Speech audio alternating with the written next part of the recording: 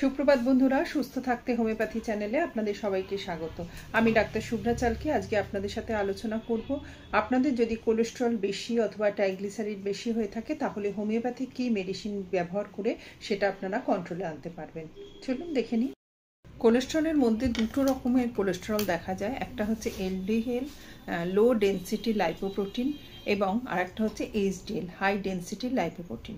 বলা হয় লো density lipoprotein যেটা সেটা আমাদের শরীরের খারাপ কোলেস্টেরল এবং এইচডিএল বা হাই ডেনসিটি লাইপোপ্রোটিন যেটা সেটা আমাদের শরীরের ভালো কোলেস্টেরল।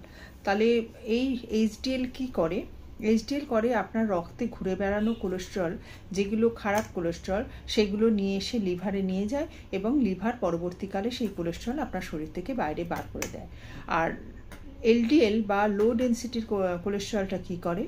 বেশি থাকলে আর্টারিতে গিয়ে সেটা জমা হচ্ছে, অ্যাথেরোস্ক্লেরোসিস রোগ সৃষ্টি করছে এবং হার্ট ডিজিজ রিস্ক বাড়িয়ে দিচ্ছে।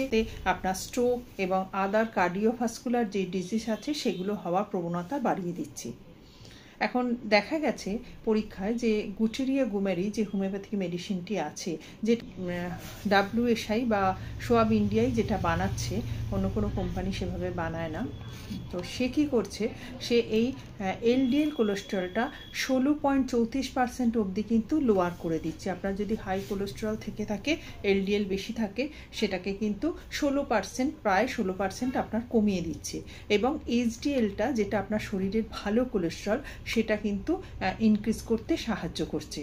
এবং তার সাথে সাথে আপনার যে ট্রাইগ্লিসারাইড যদি বেশি হয়ে থাকে, ট্রাইগ্লিসারাইড বেশির সাথে যদি এলডিএল বেশি এবং এইচডিএল কম থাকে, তাহলেও কিন্তু এই ট্রাইগ্লিসারাইড যে বেশি সেটা কন্ট্রোল করছে, এলডিএল বেশি সেটা কন্ট্রোল করছে এবং এইচডিএল যে আপনার কম আছে সেটাও কিন্তু বাড়তে সাহায্য করছে। এইচডিএল বাড়ানোর আর কি উপায় আছে? এইচডিএল বাড়ানোর উপায় আছে, আপনাকে রেগুলার এক্সারসাইজ করতে হবে এবং হেলদি ডায়েটে থাকতে হবে। তার সাথে সাথে আপনি স্মোক করতে পারবেন না, অ্যালকোহল নিতে পারবেন না। এসবগুলো করলেও কিন্তু এইচডিএল আপনার বাড়বে, কিন্তু সেভাবে বাড়বে না। তাকে আপনাকে যদি খুব কম থাকে ওষুধ নিতে হবে, অথবা যদি আপনার এলডিএল বা ট্রাইগ্লিসারাইড বেশি থাকে তাহলেও কিন্তু ওষুধ নিতে হবে। আজ এই পর্যন্তই। ভালো থাকুন, সুস্থ থাকুন, হোমিওপ্যাথির সাথে থাকুন। আর আমার চ্যানেলটা যদি আপনাদের ভালো লেগে থাকে, কাজে লাগে মনে হয়, তাহলে অবশ্যই সাবস্ক্রাইব করুন এবং বন্ধুবান্ধবদের সাথে শেয়ার করুন। আর আপনাদের যদি কোনো প্রশ্ন থাকে তাহলে স্ক্রিনে দেওয়া নাম্বারে আপনারা হোয়াটসঅ্যাপ করতে পারেন। নমস্কার, ধন্যবাদ, ভালো থাকুন।